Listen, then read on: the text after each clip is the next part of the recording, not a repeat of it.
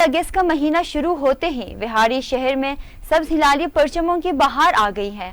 शहर में जगह जगह झंडियों और बेचिस के स्टॉल सज गए हैं और सब जश्न आज़ादी के लिए पुरजोश दिखाई देते हैं। मजीद जानते हैं इस रिपोर्ट में।